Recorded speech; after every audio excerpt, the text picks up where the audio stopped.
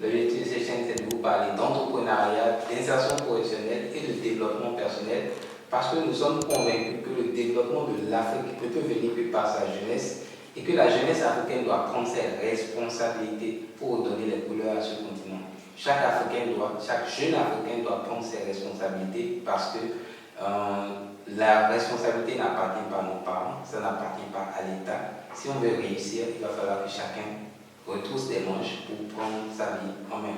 Et ce n'est que comme ça qu'individuellement on va réussir et que collectivement le continent pourra avancer. Et c'est pour ça qu'on essaie de faire venir sur cette chaîne le plus possible des entrepreneurs, des jeunes, des gens qui se battent sur le continent, au Sénégal, au Bénin, dans nos pays, qui essayent de montrer par leur engagement, leur passion, leur dévouement et leur résilience que c'est possible de réussir au pays. Donc aujourd'hui, nous avons un jeune entrepreneur, grand entrepreneur, en la personne de M. Mohamed Diène. Bonjour M. Diène. Bonjour, merci beaucoup d'avoir accepté notre invitation. C'est moi, monsieur, c'est moi. Donc, M. Diène, vous êtes le CEO, le fondateur de l'entreprise Nazir Service. Exactement. Et je vais peut-être commencer par une première introduction, c'est de dire peut-être à l'audience, c'est quoi déjà, c'est qui M.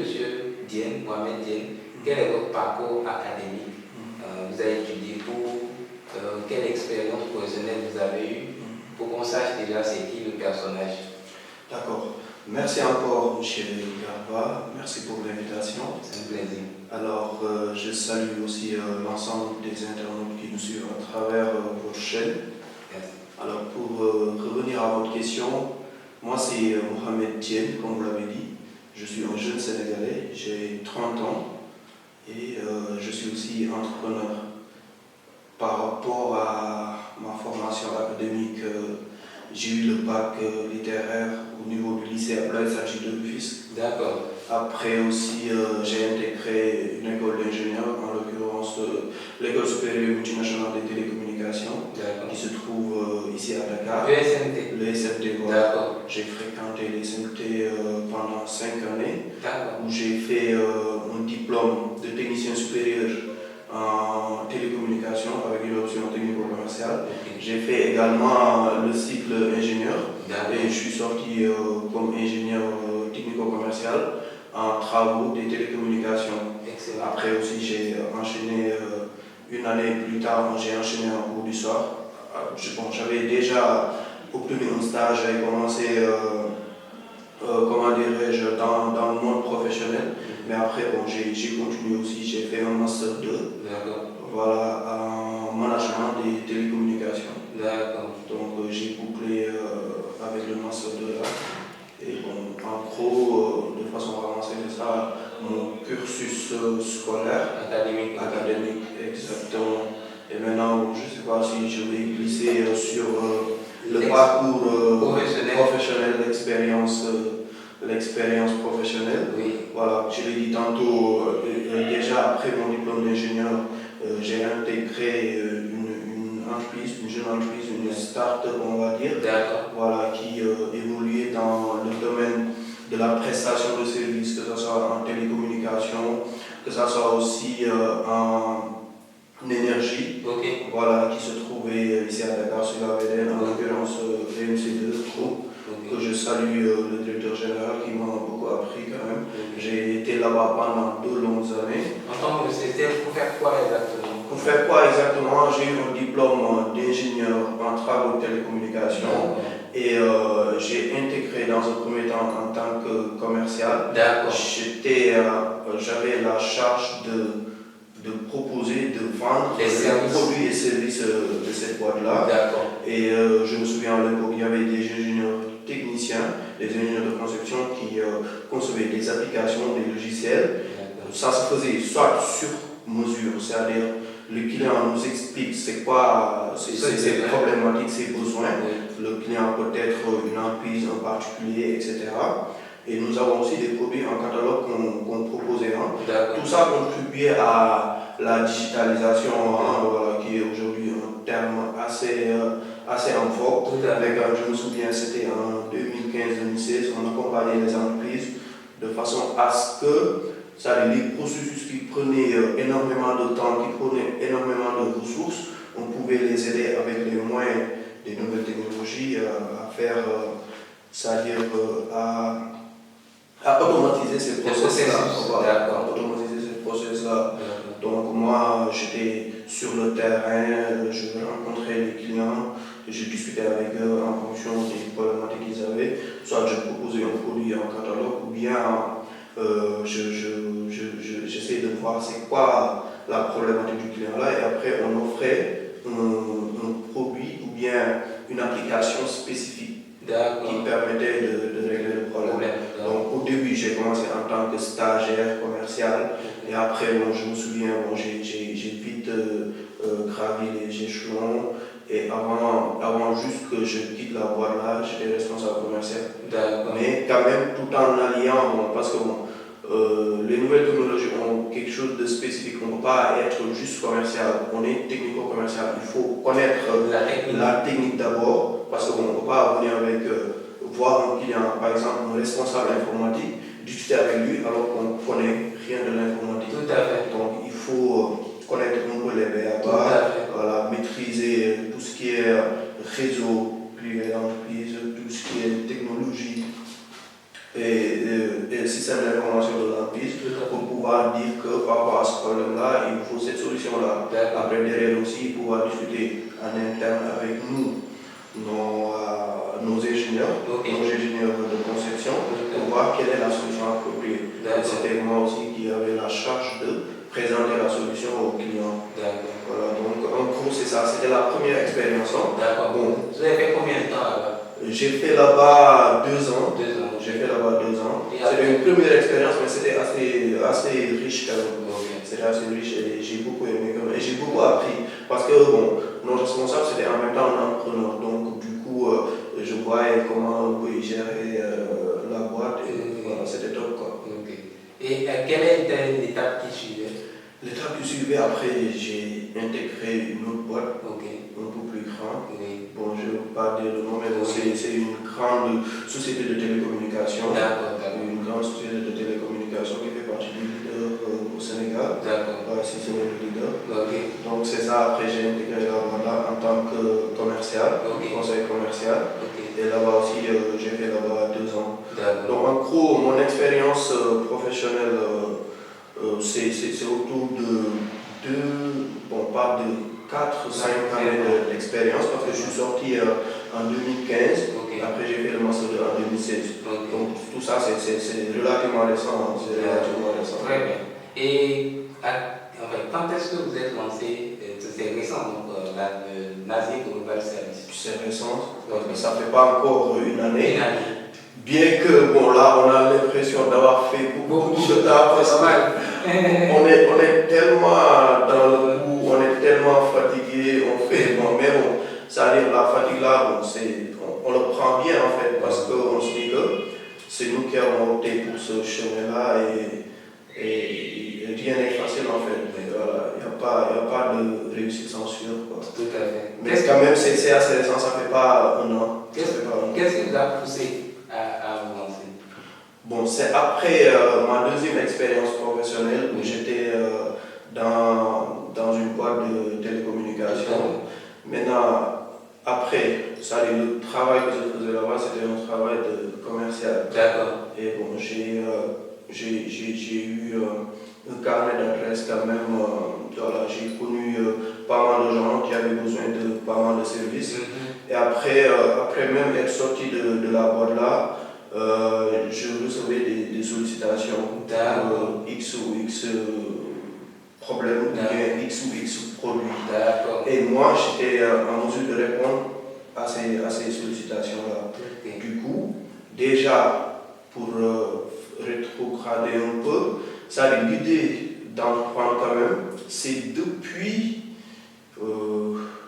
après le bac, même avant le bac, avant la terminale, carrément. Mais après, c'est-à-dire, on est en Afrique, et rares sont les jeunes quand même qui ont le courage après de dire que bon, j'ai mon bac, après je pars faire carrément ce que je veux. Oui. On te trace au chemin et tu es obligé de suivre, sinon tu sors de la maison, carrément. Du coup, mais quand je n'ai pas regretté, on m'a intégré dans une grande école et j'ai eu des diplômes assez prestigieux. Et quand même, tout a une suite logique. Hein. Après, bon, aussi, le domaine dans lequel je suis en train d'apprendre aussi, c'est la même chose que j'ai étudié. Bien que quand même, c'est pas obligatoirement qu'on doit, forcément, on doit quand même avoir certaines compétences, mais bon, c'est pas obligé d'étudier un domaine et d'apprendre dans ce domaine-là. Il y en a qui ont réussi dans un domaine qu'ils n'ont pas étudié. Tout à fait. Donc voilà, ça c'est bon, je voulais passer ce message-là. Mais quand même, c'était une suite logique. J'étais commercial, j'avais une base client qui me sollicitait pour des produits et j'étais en mesure de répondre à ces sollicitations-là. Du coup, la meilleure façon quand même, étant fraîchement sorti de la boîte et n'ayant pas les moyens de vite mettre en place une structure avec des locaux, avec aussi, on va dire, un fonds pour avoir du stock, etc. Le plus facile pour moi, c'était de proposer mes services, mais avec la magie du digital en fait, avec les outils on va dire, d'Internet. Les réseaux sociaux. Et les réseaux sociaux, voilà, exactement, c'est ça. Avec les réseaux sociaux, j'ai su quand même capitaliser sur cette base client-là et j'offrais les services à travers les réseaux sociaux, à travers aussi Internet. Voilà, donc quand on me sollicitait, j'étais en mesure de contacter un fournisseur et de répondre à la demande. Donc en gros, c'est de l'e-commerce et du dropshipping. Voilà. Et il y a aussi une petite parenthèse où c'était la digitalisation. J'étais en mesure pour quelqu'un qui voulait un service, voilà, de diligenter ça avant, sans pour autant que la personne se déplace. Donc ça, bon, pour le moment c'est en parenthèse, mais on va développer ça parce qu'on est conscient qu'aujourd'hui, la plupart des gens ne veulent pas se déplacer pour faire certaines choses. Parce que bon, il y a Internet et que les gens sont occupés. Donc cette partie-là quand même, elle nous tient à cœur et on va le développer, on va proposer des solutions qui permettront aux gens, pour certaines démarches, de ne pas se déplacer. Mais aujourd'hui, on est concentré dans le e-commerce et dans le dropshipping. D'accord.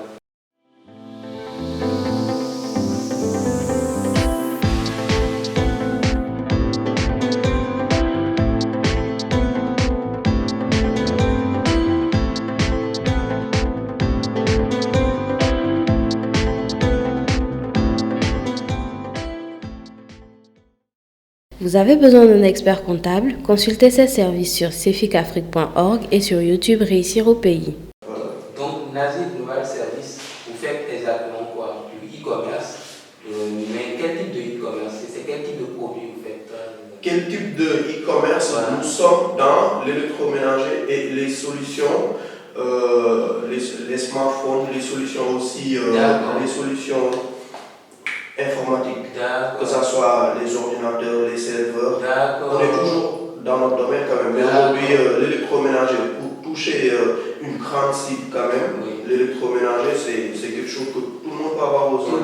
Maintenant, là, on va aussi se spécialiser, pas se spécialiser, mais se diversifier aussi sur le segment serveur, sur le segment aussi pour proposer des solutions beaucoup plus sophistiquées en fait, mais toujours à travers les réseaux sociaux. Voilà, les réseaux sociaux, mais aussi ça a une autre plateforme voilà, qui est aujourd'hui en développement.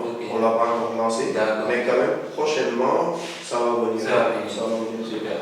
Donc vos premiers clients en fait c'est via les réseaux sociaux. Via les réseaux sociaux. En dehors du carnet d'adresse de votre expérience dans le deuxième employeur, ce carnet d'adresse vous a aidé aussi à avoir les premiers clients. Absolument, absolument. Les premiers clients, c'est à travers nos connaissances, voilà, à travers nos connaissances, à travers aussi les réseaux sociaux, que ce soit WhatsApp, Facebook, Instagram, voilà, où on a pas mal de followers maintenant. Et aussi nos carnets d'adresse, voilà, et aussi nos carnets d'adresse. Maintenant, après, si on fait une prestation et que le client est satisfait, le bouche à oreille, ça aide beaucoup. Ça aide beaucoup.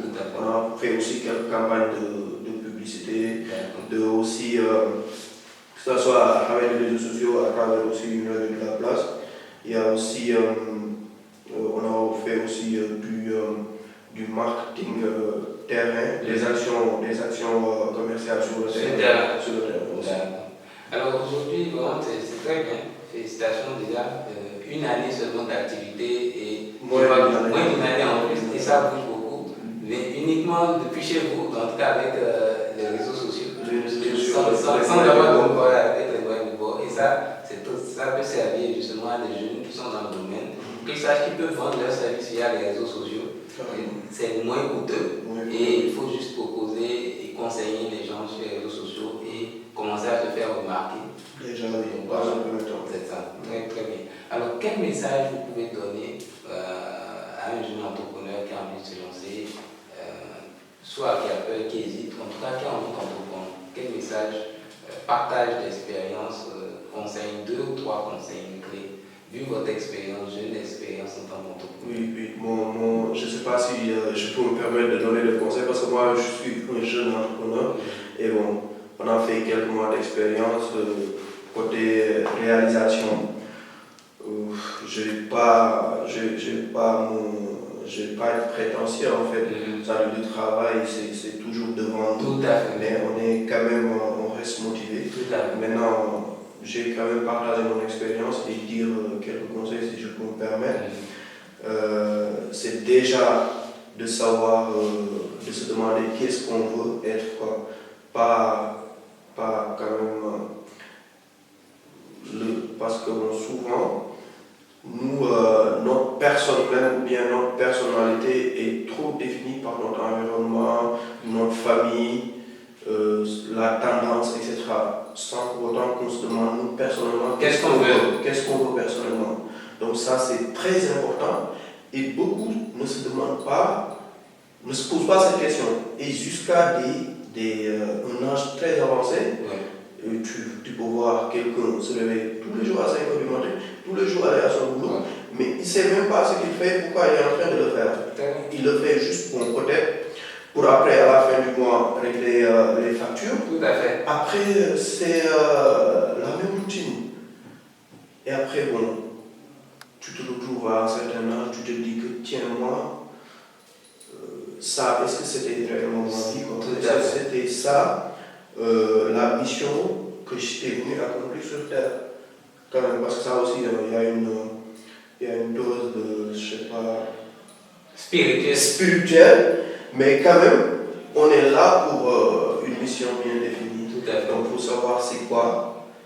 Et une fois qu'on sait c'est quoi, et qu'on se l'approprie, et puis que c'est vrai que les règles c'est important, mais quand même des fois, qui a défini les règles? On ne sait pas. On vient, on voit les gens en train de faire des choses, mais bon, il ne faut pas qu'on soit des suiveurs. Voilà, il ne faut pas qu'on soit des suiveurs, tel a fait telle chose ou bien telle chose est tendance. Il faut savoir se créer son propre chemin et travailler dur. Parce que quand même, il n'y aura pas de miracle. Il n'y aura pas de miracle. Il faut bosser dur, créer son propre chemin et puis être persévérant. Avoir aussi une ouverture d'esprit, quoi. Tout à fait. Bon. Tout à fait. Voilà, donc c'est quelques conseils-là que je voulais donner quand même. Voilà, et je vais aussi prendre pour moi-même. Voilà, parce que en France, c'est quoi aussi, tu peux traverser des périodes où le moral est carrément en perte, donc il faut se remotiver, se souvenir de pourquoi on avait commencé. Donc là, si on se souvient de pourquoi on avait commencé, on va se remettre sur le bon chemin, quoi. Il y a des moments d'égarement, mais quand même, on peut toujours se remettre sur le bon chemin. Et ne pas voir les obstacles, parce qu'il y a un grand entrepreneur qui disait que les obstacles, c'est ces choses effrayantes que l'on aperçoit si on détourne le regard de nos objectifs. C'est-à-dire, si on se laisse distraire et qu'on détourne le regard, on voit que des obstacles. Alors quand on est focus, on fonce tête baissée, là, on ne peut pas voir d'obstacles. Même une montagne, on l'a franchie. Et bon, pour revenir, c'est Henry Ford qui le disait, quoi. Et on sait tous qu'est-ce qu'il représente dans le domaine de l'automobile. Dans le domaine de l'automobile. Tout à fait. Donc c'est ça. Vraiment, merci beaucoup pour ce message, ce partage d'expérience, parce que c'est poignant, c'est intéressant, c'est inspirant. Start with why, de Simon Sinek, connaître son pourquoi, pourquoi on est là, où est-ce qu'on va, c'est important, et ne pas se laisser définir par l'environnement, mais définir par soi-même ce qu'on a envie de. Et ça, c'est très important. Après, le travail vient, on doit travailler dur pour atteindre nos objectifs. Et comme on dit, la chance ne sourit qu'aux audacieux. Absolument. Donc la chance n'est que la rencontre entre la préparation et l'opportunité. Absolument. Entre le travail et le spirituel, la dose spirituelle qui vient. Absolument. Donc merci beaucoup vraiment pour ce partage, ce message. Et n'hésitez pas, j'espère que déjà à vos services, vous avez apprécié déjà l'expérience, le partage d'expérience de M. Diène, et que le message vous parviendra, vous servira. Et n'hésitez pas quand même à contacter M. Diène si vous avez besoin des services de Nasir Global. Il est sur les réseaux sociaux, justement, il offre à travers les différentes pages. On mettra justement en description de la vidéo les liens pour accéder justement à vos pages et voir ce que vous faites comme contenu. Absolument. Voilà, et vraiment merci beaucoup pour avoir aussi accepté de venir, de partager. C'est bon, voilà, c'est un plaisir. Voilà, comme on dit, seul on va plus vite, ensemble on va plus loin. Le fait de se rencontrer, d'échanger, de partager permet justement à chaque fois de grandir davantage et de s'enrichir. Donc n'hésitez pas, j'espère que vous avez apprécié le partage de l'interview. Si vous avez apprécié, n'hésitez pas à nous mettre le pouce bleu, à liker, partager, abonnez-vous et n'oubliez pas d'activer la cloche de notification parce que encore une fois, il y a encore d'autres entrepreneurs comme M. Diène qui viendront, qui partageront leur expérience, qui vous diront comment ils ont fait, qui diront comment aujourd'hui ça se développe, vos activités se portent et qui vous permettront aussi de trouver des éléments pour vous-même grandir et réussir au pays. Donc, merci beaucoup et à très bientôt pour une nouvelle interview. Merci beaucoup, M. Diène. Merci beaucoup, M. Garo. C'est très gentil.